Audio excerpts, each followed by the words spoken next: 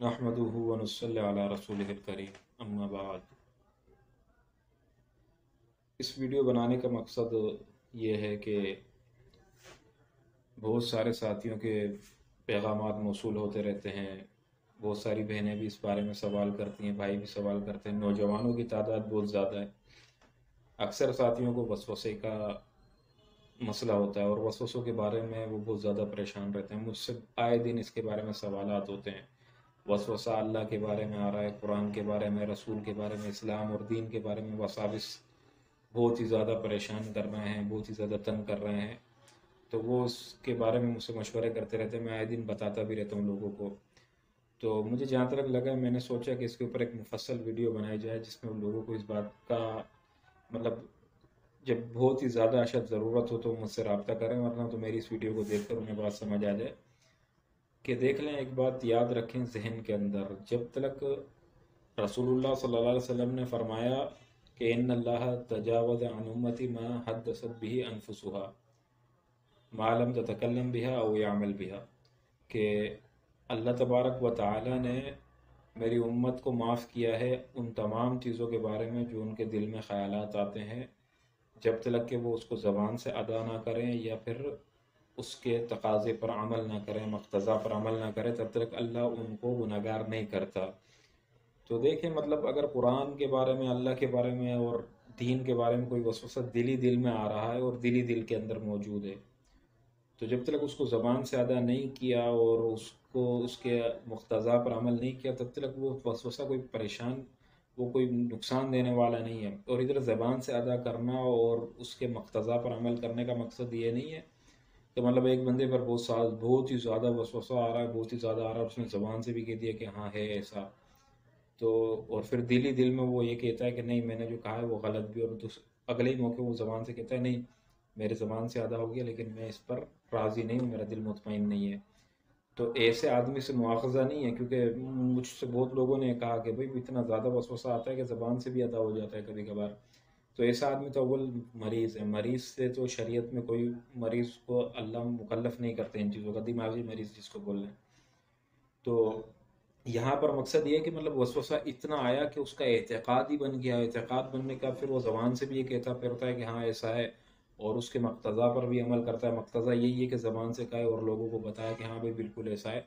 तो ऐसा आदमी जो है ना, उससे फिर शरीयत मुआख़ज़ा करती है और उसके ईमान पर फ़र्क आता है। बाकी रही बात परेशानी, तो देखें, परेशान होने की ज़रूरत नहीं है। मैंने आपको वाज़ेह कर दिया कि ऐसे वसवसों से कुछ भी होने वाला नहीं है, कोई ईमान पर फ़र्क नहीं आने वाला।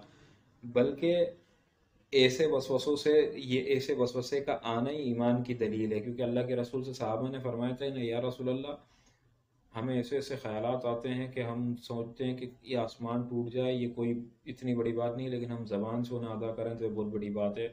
तो नबी अकरम सल्लल्लाहु अलैहि वसल्लम ने फरमाया कि वाक़अतन तुम्हें ऐसी ऐसी हालत दरपेश आती है? फरमाया जी हाँ या रसूल अल्लाह। फरमाया कि यही तो ज़ाली वज़ा का सरीफ़ुल ईमान, ये तो तुम्हारा बिल्कुल वाज़ेह, ये तुम्हारे ईमान की अलामत है कि तुम मुसलमान और अहले ईमान हो, तभी तो तुम परेशान हो रहे हो। तो बस ये है कि वसवसा आया, आप परेशान हुए, ये आपके ईमान की दलील है, मतलब आपका ईमान आला सतह पर है, तभी शैतान बार बार वसवसे डाल रहा है। बाकी है कि मज़ीद इस पर परेशान होना, ये वीडियो सुनने के बाद तो मज़ीद परेशान होने से फिर आपको तकलीफ़ होगी, फिर आप डिप्रेशन के मरीज़ बन जाओगे और बहुत ही ज़्यादा जो है ना वो आपको नुकसान पहुँच सकता है। लिहाजा इस पर ज़्यादा परेशान होने की ज़रूरत नहीं है।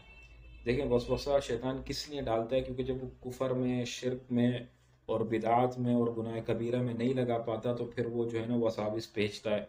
क्योंकि इन्न शैतान लिल इंसानी अदुव्वुम मुबीन, क्योंकि शैतान इंसान का खुला दुश्मन है।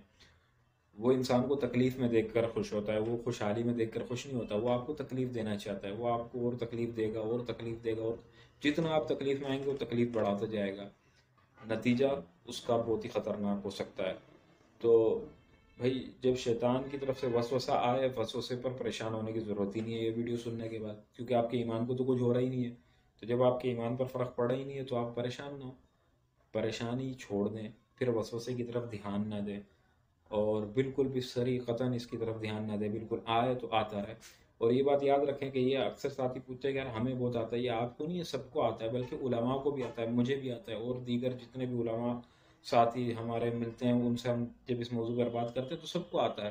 بس یہی ہے کہ ہمارے دل میں جب یہ بات آتی ہے اللہ کے بارے میں، رسول کے بارے میں یا دین کے بارے میں، تو ہم اگلے پہر یہ کہہ دیتے ہیں کہ بھئی ہم اللہ پر ایمان رکھتے ہیں، رسول اللہ صلی اللہ علیہ وسلم کو اپنا رسول مانتے ہیں، اسلام کو آخری دین مانتے ہیں، اور یہ شیطان کے وسوسے ہم اس کی طرف دھیان نہیں دیتے. بس پھر ختم ہو جاتا ہے. پھر کبھی سالوں میں، کبھی مہینوں میں، کبھی ایک بار آ جاتا ہے، کیونکہ اس کو پتہ ہے کہ یہ انسان جو اس کے پاس علم ہے، یہ اس بات کو سمجھتا ہے، لہٰذا وہ اتنا نہیں، کبھی کبھار اٹیک کرتا ہے تو پھر ہم اس کا رد کر دیتے ہیں.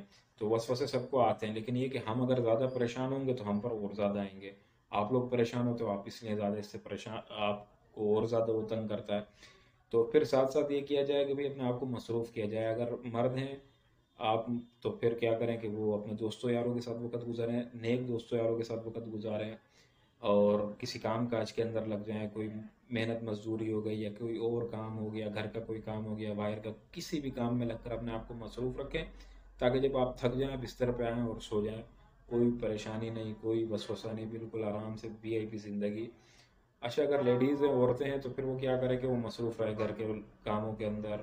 اس سے فارغ ہوں اپنے بچوں کے ساتھ، اس سے فارغ ہوں اپنے گھر کی اور عورتوں کے ساتھ، اس سے فارغ ہوں اپنے پڑوسن کے ساتھ. کوئی آس پڑوس میں ہوتی ہے عورتوں کی دعا سلام تو ان کے ساتھ، پھر اپنے شوہر کے ساتھ. اور اس کے بعد کیا کریں، ذکر کر لیں، تسبیحات فاطمی پڑھ لیا کریں. رات کو اکثر خواتین نے کہا کہ انہیں نیند نہیں آتی تو تسبیحات فاطمی پڑھیں، انشاءاللہ ختم تک نیند آ جائے گی. تسبیحات فاطمی سبحان اللہ 33 بار، الحمدللہ 33 بار، اور اللہ اکبر 33 بار، اور استغفر اللہ 33 بار یہ پڑھ لیا کریں. تو اس کے ختم تلک انشاءاللہ نیند آ جائے گی.